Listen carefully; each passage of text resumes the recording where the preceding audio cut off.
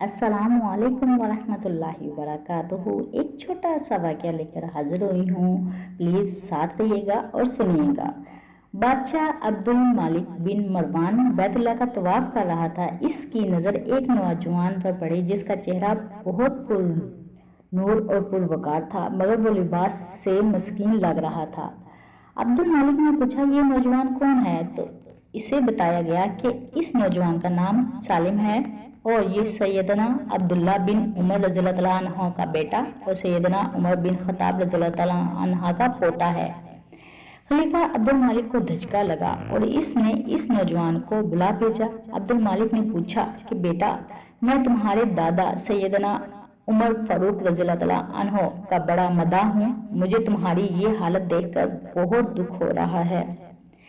मुझे खुशी होगी अगर मैं तुम्हारे कुछ काम आ सकूं। तुम अपनी जरूरत बयान करो, जो मांगोगे तुम्हें दिया जाएगा। नौजवान ने जवाब दिया, ए अब्दुल मालिक बादशाह, मैं इस वक्त अल्लाह के घर बैतुल्लाह में हूँ और मुझे शर्म आती है कि अल्लाह के घर में बैठकर किसी और से कुछ मांगूं। सुभान अल्लाह, कितनी अच्छी बात की है। हम लोगों के पीछे भागते रहते हैं। अब्दुल मालिक ने इसकी तानत चेहरे पर नजर डाली और खामोश हो गया।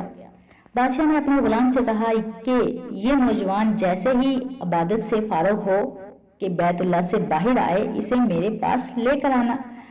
सालिम बिन अब्दुल्ला बिन उमर रज़ियल्लाहु तआला अन्हु जैसे ही फारग होकर हरम काबा से बाहर निकले तो गुलाम ने उनसे कहा कि बादशाह ने आपको याद किया है। सालिम बिन अब्दुल्ला खलीफा के पास पहुंचे। अब्दुल मालिक ने कहा, नौजवान, अब तो तुम बैतुल्लाह में नहीं हो, अब अपनी हाजत बयान करो। मेरा दिल चाहता है कि मैं तुम्हारी कुछ मदद करूं।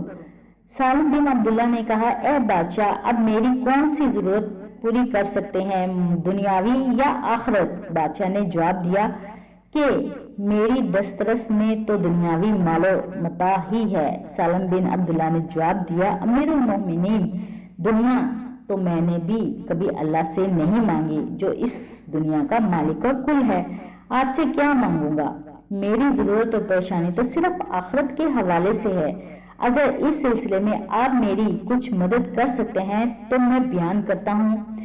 खलीफा हैरान और शर्मसार रह गया और कहने लगा कि नौजवान, ये तू नहीं, तेरा खून बोल रहा है। बादशाह अब्दुल मालिक को हैरान और शर्मसार छोड़कर सालिम बिन अब्दुल्ला रहमतुल्लाह वहां से निकले और हरम से मुल्हका यानी कि 7 गली में दाखिल हुए और नजरों से ओझल हो गए। यूं एक नौजवान हाकिम वक्त को आखिरत की तैयारी का बहुत अच्छा सबक दे गया। क्या हमने कभी अपने आखिरत के बारे में सोचा है? नहीं सोचा तो प्लीज इसके बारे में सोचें और अच्छे अमाल करें ताकि हमारी आखिरत अच्छी हो सके और हमें अल्लाह ताला जन्नत फिरदौस में आगे जाकर जगह अता फरमाए। ये तो बरहक है, जाना तो हर किसी ने इस दुनिया से। अगर आपको मेरी वीडियो पसंद आई हो और जो चैनल पे नए हों वो चैनल को सब्सक्राइब कीजिएगा और बेल आइकन को क्लिक कीजिएगा ताकि हर नई आने वाली वीडियो आप तक पहुंच सके। दुआ में याद रखिएगा। अल्लाह हाफिज।